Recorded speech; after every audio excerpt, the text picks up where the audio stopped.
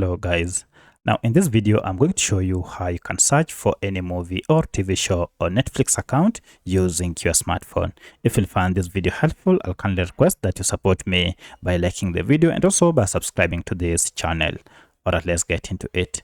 So to search for any movie or TV show, it's pretty simple. You can go ahead and search by categories here, and this will show you all the categories of movies. If you know which category the movie falls under, you'll be able to find it.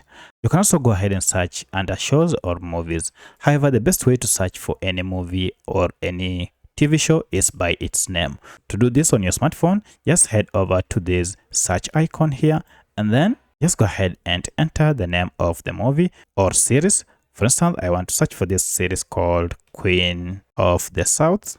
And you can see here it is Queen of the South is available. So go ahead and now tap on it to start watching.